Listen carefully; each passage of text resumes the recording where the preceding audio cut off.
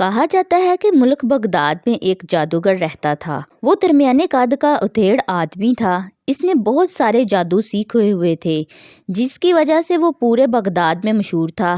اس کا جادو بہت چلتا تھا۔ وہ قبرستان کے پاس ایک جھونپڑی میں رہتا تھا۔ وہ کبھی کسی کا برا نہیں کرتا تھا، اس لیے لوگ اسے برا نہیں کہتے تھے۔ ایک بار اس کا گزر ایک جنگل سے ہوا۔ اس نے دیکھا وہاں ایک بوڑھا بیٹھا تھا جو اپنے سر میں مٹی ڈال رہا تھا۔ جادوگر نے گھوڑا روکا اور بولا، بابا جی، آپ سر میں مٹی کیوں ڈال رہے ہیں؟ بوڑھا چونکا، ہاتھ رکا اور بولا، تم بھی مٹی ڈالو گے؟ یہ کہہ کر بوڑھا پھر سے مٹی ڈالنے لگا۔ جادوگر بہت حیران ہوا اور بولا، بابا جی، کیوں؟ آپ نے ایسا کیوں کہا؟ میں کیوں مٹی ڈالوں گا؟ جادوگر حیران ہو کر پوچھ رہا تھا۔ بوڑھا مسکراتے ہوئے بولا، جاؤ، تھوڑی دور ایک گاؤں ہے، وہاں ایک بچہ پیدا ہوا ہوگا۔ اس کے کان میں اذان دینے سے پہلے پوچھنا، بابا مٹی کیوں ڈال رہا تھا؟ وہ تمہیں بتا دے گا۔ جادوگر بزرگ کی بات سن کر بڑا حیران ہوا، گھوڑے پر سوار ہو گیا۔ بابا پھر سے سر میں مٹی ڈالنے لگا۔ جادوگر چلتے چلتے اس گاؤں میں پہنچ گیا جہاں بچہ پیدا ہوا تھا، مگر جب تک وہ بچے کے پاس پہنچتا اس کے کان میں اذان دی جا چکی تھی۔ پھر بھی جادوگر نے اس بچے سے پوچھ لیا کہ بتاؤ، وہ بزرگ سر میں مٹی کیوں ڈال رہا تھا؟ بچہ بولا، اگر تم تھوڑی دیر پہلے آتے جب میرے کان میں اذان نہیں دی گئی تھی تو میں بتا دیتا، مگر اب میں نہیں بتا سکتا۔ جادوگر بولا، تو پھر اب میں کیا کروں؟ بچہ بولا، اب تم جاؤ، کچھ آگے ایک فوتگی ہوئی ہے، اس مردے سے پوچھنا کہ بابا سر میں مٹی کیوں ڈال رہا تھا، مگر اس کا جنازہ پڑھنے سے پہلے پوچھنا کہ بزرگ کیوں رو رہا تھا، وہ تمہیں بتائے گا۔ یہ کہہ کر بچہ چپ ہو گیا تو جادوگر وہاں سے روانہ ہو گیا۔ پھر وہ قبرستان چلا گیا، وہاں ایک جنازہ پڑھا جا چکا تھا۔ وہ جلدی سے آگے بڑھا اور مردے سے پوچھا کہ وہ بوڑھا کیوں رو رہا تھا۔ مردہ بولا، تم جنازہ پڑھنے سے پہلے مجھ سے پوچھتے تو میں بتا دیتا، اب تو بہت دیر ہو گئی ہے، جنازہ پڑھا جا چکا ہے، اب میں تمہیں نہیں بتا سکتا۔ جادوگر پریشان ہو گیا اور بولا، اب میں کیا کروں؟ مردہ بولا، کچھ آگے جاؤ گے تو وہاں شادی ہو رہی ہوگی، اس شادی میں ایک ہجڑا ناچ رہا ہوگا، وہ جب اوپر کو منہ کر کے کھڑا ہوگا تو تم اس سے پوچھنا کہ تو بوڑھا سر میں مٹی کیوں ڈال رہا تھا، وہ تمہیں بتا دے گا۔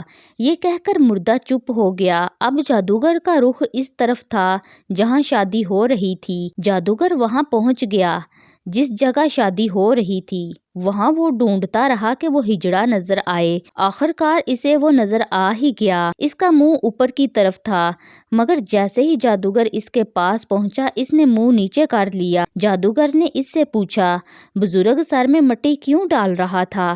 وہ بولا، کچھ دیر پہلے آتے جب میرا منہ اوپر کی طرف تھا، اب میں تمہیں نہیں بتا سکتا، تم جاؤ یہاں سے۔ بہت دور ایک پہاڑ ہے، اس پہاڑ کی چوٹی پر ایک بزرگ بیٹھا ہے، وہ تسبیح کر رہا ہے، جب اس کی تسبیح ختم ہوگی تو تم اس سے پوچھنا، وہ تمہیں بتائے گا کہ بابا سر میں مٹی کیوں ڈال رہا تھا۔ جادوگر اس کی اس بات سن کر پریشان ہو گیا۔ وہ بہت تھک گیا تھا، مگر وہ یہ بات ضرور جاننا چاہتا تھا کہ بابا سر میں مٹی کیوں ڈال رہا تھا۔ وہ خود اتنا بڑا جادوگر تھا، بڑے سے بڑے مسئلے حل کر لیتا تھا، مگر وہ یہ نہیں جان سکا کہ بابا سر میں مٹی کیوں ڈال رہا تھا۔ اس کے لیے ابھی اسے پہاڑوں پر جانا تھا۔ وہ تھکے تھکے قدموں سے پہاڑوں کی طرف جانے لگا۔ گھوڑا اس نے وہیں روک دیا تھا۔ وہ یہ سفر پیدل کرنا چاہتا تھا۔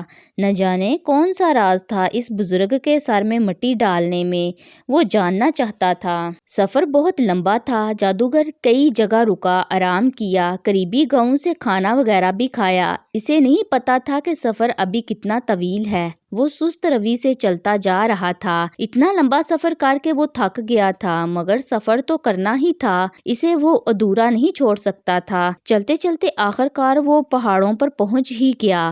وہاں واقعی ایک بزرگ بیٹھا تسبیح کر رہا تھا۔ جادوگر خوش ہو گیا کہ چلو اب تو ضرور پتہ چل جائے گا کہ بوڑھا سر میں مٹی کیوں ڈال رہا تھا۔ وہ آہستہ آہستہ قدم اٹھاتے ہوئے پہاڑی پر چڑھنے لگا جہاں بزرگ تسبیح کرنے میں مگن تھا۔ بزرگ کی آنکھیں بند تھی۔ بزرگ کے پاس پہنچ کر جادوگر کافی دیر بیٹھا رہا۔ وہ بزرگ آنکھیں نہیں کھول رہا تھا۔ جادوگر کو اس کی تسبیح ختم ہونے کا انتظار تھا، مگر پورا دن بھی گزر گیا، بزرگ کی تسبیح ختم نہ ہوئی تو جادوگر اکتا گیا اور وہ حیران تھا کہ بزرگ کی تسبیح کیوں نہیں ختم ہو رہی۔ اتنے میں اس کی نظر پاس کھڑے اونٹ پر پڑی۔ اونٹ اسے دیکھ کر بولا، میں جانتا ہوں تم بزرگ کی تسبیح ختم ہونے کا انتظار کر رہے ہو۔ جب تک تسبیح ختم نہیں ہوتی تم میرے ساتھ آؤ، میں تمہیں آسمانوں کی سیر کروا کے لاؤں۔ اونٹ کی بات سن کر جادوگر راضی ہو گیا اور جلدی سے اونٹ کی پیٹھ پر سوار ہو گیا۔ جیسے ہی جادوگر اونٹ کی پیٹھ پر سوار ہوا، اونٹ نے آسمان کی طرف اڑنا شروع کر دیا۔ اونٹ جادوگر کو آسمان کی سیر کروا رہا تھا۔ جادوگر نے یہ سب پہلے کبھی نہیں دیکھا تھا، اس لیے وہ بہت حیران ہو رہا تھا۔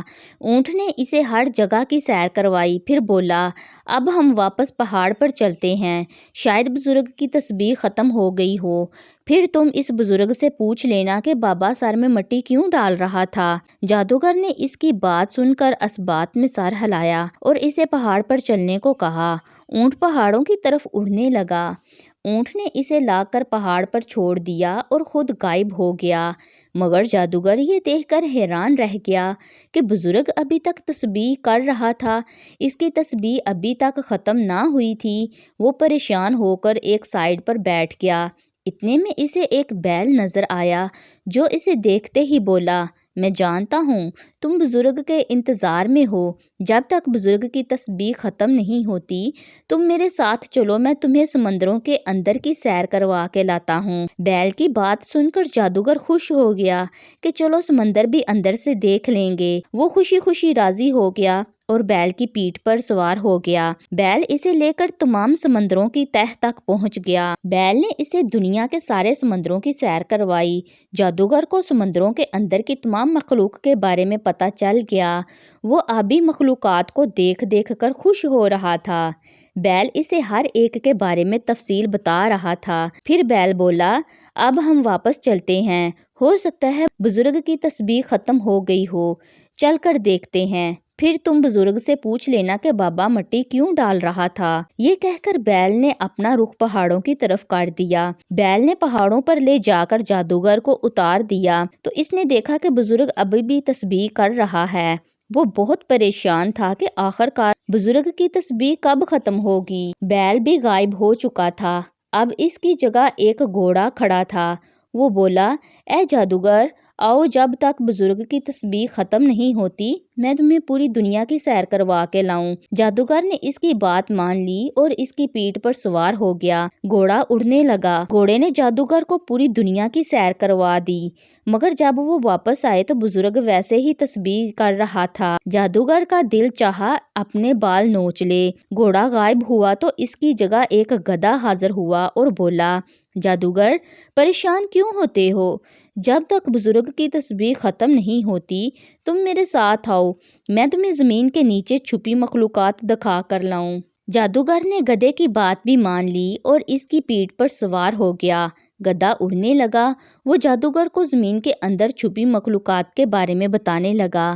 آخرکار ان کی سیر بھی مکمل ہو گئی تو گدھے نے پھر جادوگر کو لا کر پہاڑی پر چھوڑ دیا جہاں بزرگ ابھی تک بیٹھا تسبیح کر رہا تھا۔ بزرگ کو تسبیح کرتے دیکھ کر جادوگر کا دل چاہا اپنا سر پیٹ لے، کیونکہ اس کی تسبیح ابھی تک ختم ہی نہ ہوئی تھی۔ گدھا بھی پاس ہی کھڑا تھا۔ بولا، اے جادوگر، اس بزرگ کی تسبیح ختم ہونے کا انتظار نہ کر، اس کی تسبیح کبھی ختم نہ ہوگی۔ تم مجھے بتاؤ، میں تمہیں تمہارے گھر چھوڑ آؤں۔ گدھے کی بات سن کر جادوگر بولا، نہیں، مجھے اب سمجھ آ چکی ہے کہ وہ بزرگ سر میں مٹی کیوں ڈال رہا تھا۔